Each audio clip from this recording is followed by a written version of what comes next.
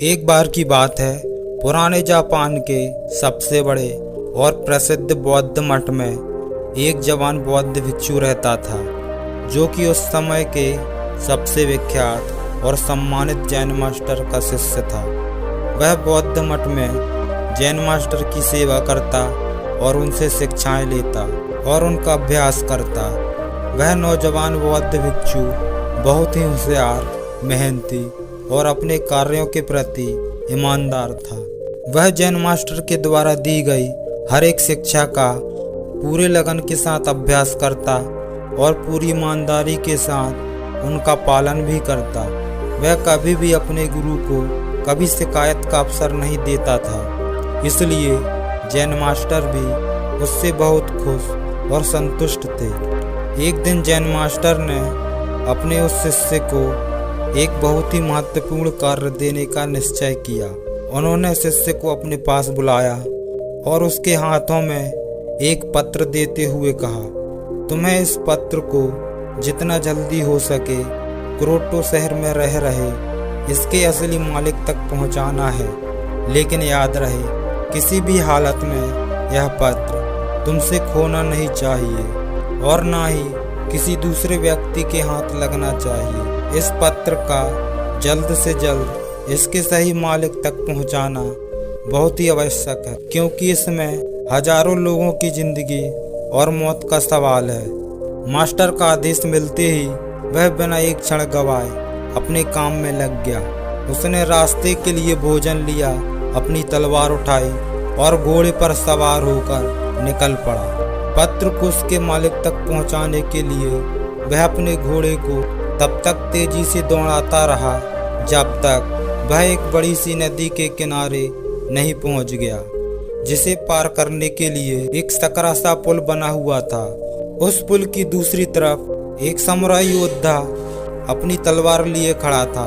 उसने पहले 100 लोगों से युद्ध करने की कसम खा रखी थी, जो उस पुल को पार करेंगे। अब तक वहां से गुजरने वाले 99 लोगों से युद्ध करके उन्हें मौत के घाट उतार चुका था, और अब वह यहाँ से गुजरने वाले उस 100वें व्यक्ति का बड़ी ही बेसब्री से इंतजार कर रहा था, जिसे युद्ध में मौत की नींद सुलाकर वह अपनी प्रतिज्ञा पूरी कर सके। जैसे ही उस नौजवान बौद्ध भिक्षु का घोड़ा उस पुल पर चढ़ता है, समुराई अपनी गरजती हुई आवाज में बोलता है, तुमने इस पुल में कदम रख दिया है, इसलिए अब तुम्हें मुझसे युद्ध करना होगा।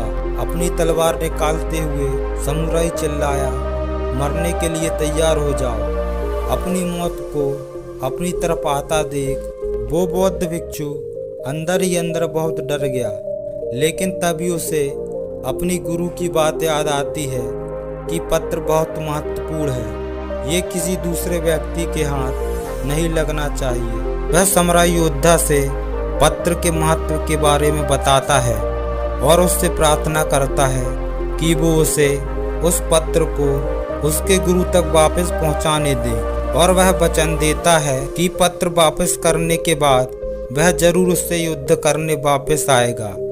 समुराई योद्धा उसकी बात मान लेता है और उससे वापस जाने देता है। पूरे रास्ते भर उस घटना के बारे में सोचते सोचते वह कब आश्रम पहुंच जाता है उसे पता ही नहीं चलता।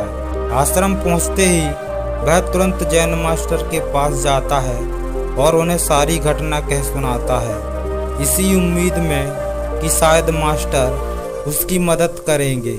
लेकिन पूरी बात सुनने के बाद मास्टर सिर्फ इतना ही कहते हैं, मेरे पास ऐसा कोई तरीका नहीं है जिसे तुम एक समुराई योद्धा को तलवारबाजी में हरा सको, इसलिए तुम्हारी मौत तो निश्चित है। लेकिन हाँ, मैं तुम्हें मृत्यु से सामना करने का सबसे अच्छा तरीका बता सकता हूँ। जब तुम उस पुल पर पहुँचो तो अपनी तलवार को अपने सर के ऊपर उठाना और अपनी आंख बंद कर लेना और पूरी शांति के साथ खड़े होकर इंतजार करना। जब तुम्हें महसूस हो कि कुछ ठंडी चीज तुम्हारी खोपड़ी को छू रही है, तो यही तुम्हारी मृत्यु होगी। इसके बाद वह नौजवान बौद्ध भिक्षु दोबारा अपने सफर में निकल पड़ता है। इस बार वह अपनी मौत का सामना करने के लिए पूरी तरह से तैयार था।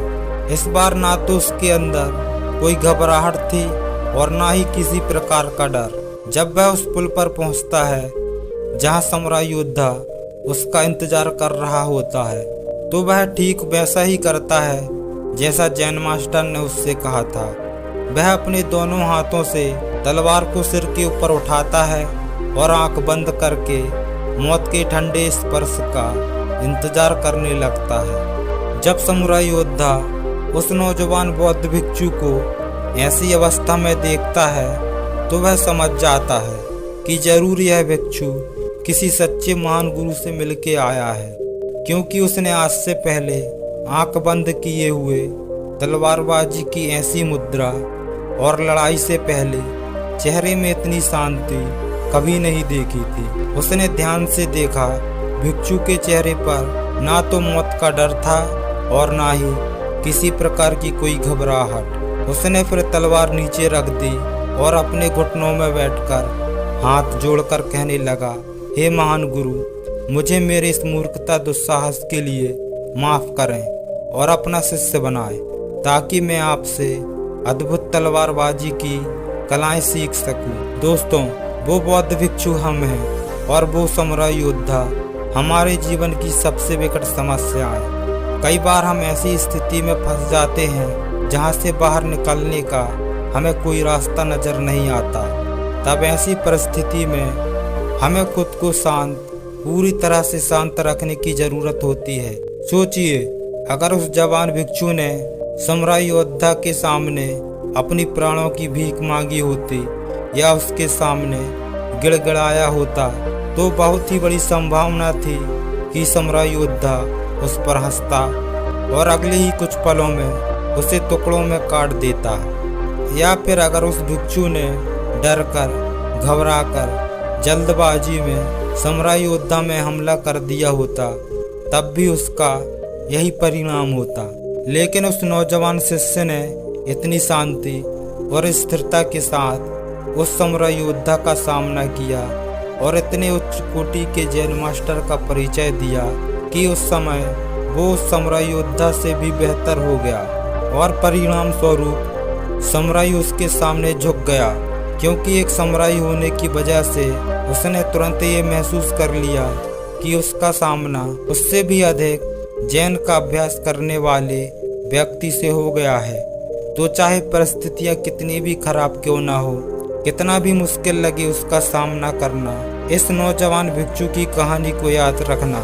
और जब भी मुसीबत रूप समुराई आपके सामने आए तो अपनी आंख बंद करो और शांत हो जाओ, पूरी तरह से शांत, और वो समुराई आपके सामने भी जरूर झुकेगा।